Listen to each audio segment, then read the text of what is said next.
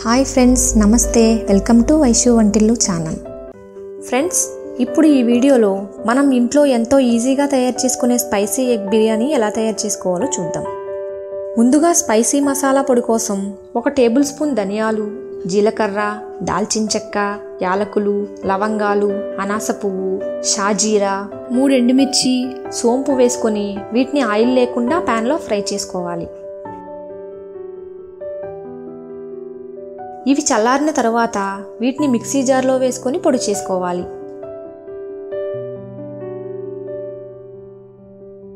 ఇప్పుడు ఎగ్స్ని తీసుకొని వాటిని ఉడికించుకోవాలి. నేను ముందుగానే ఎగ్స్ని ఉడికించి పెట్టుకున్నాను. ఇప్పుడు స్టవ్ మీద ప్యాన్ పెట్టి ఆయిల్ వేసి అందులో కాస్త పసుపు, కారం వేసుకోవాలి. ఇప్పుడు ఇందులో ఉడికించి పెట్టుకున్న ఎగ్స్ని వేసుకోవాలి. తర్వాత వీటిపైన కొంచెం ఉప్పుని వేసుకొని ఈ ఎగ్స్ని బాగా ఫ్రై చేసుకోవాలి.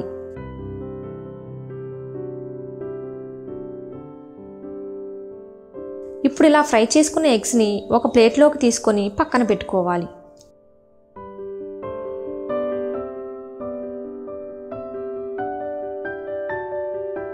తర్వాత 2 ఉల్లిపాయలను సన్నగా పొడవుగా కట్ చేసుకొని గోల్డెన్ బ్రౌన్ కలర్లోకి వచ్చే వరకు ఈ ఆయిల్లో ఫ్రై చేసుకోవాలి.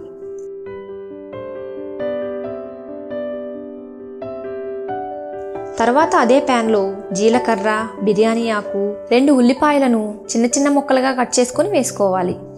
ఇప్పుడు ఇందులో 3 పచ్చిమిరపకాయల్ని వేసుకోండి.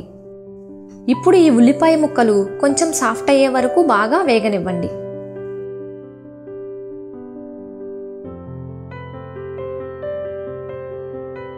తర్వాత ఇందులో అల్లం వెల్లుల్లి పేస్ట్ని వేసి బాగా ఫ్రై చేసుకోవాలి.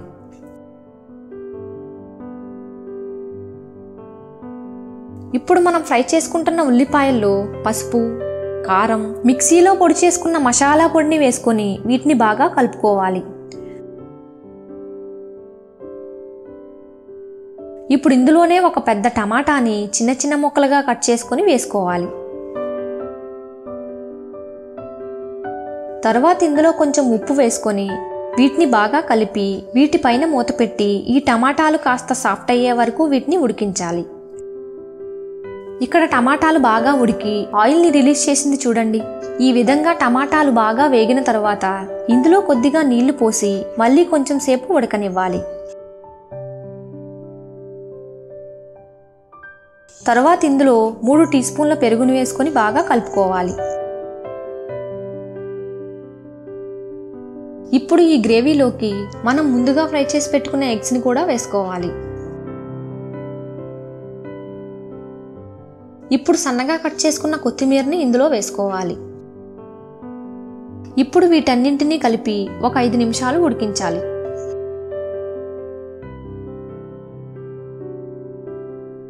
చివరిగా మనం ఫ్రై చేసి పెట్టుకున్న ఉల్లిపాయలను కూడా వేసి ఒకసారి కలుపుకోవాలి. తర్వాత స్టవ్ ఆఫ్ చేసుకోవాలి. ఇప్పుడు రైస్ కోసం బాస్మతి బియ్యాన్ని తీసుకొని వాటిని బాగా కడిగి పక్కన పెట్టుకోవాలి. స్టవ్ మీద బౌల్ పెట్టి అందులో నీళ్లు పోసి వీటిలో ఉప్పు, మిరియాలు, లవంగాలు, యాలకులు, దాల్చిన చెక్క, అనాస పువ్వు వేసి మనం కడిగి పెట్టుకున్న బాస్మతి బియ్యాన్ని కూడా వేసి ఉడికించుకోవాలి.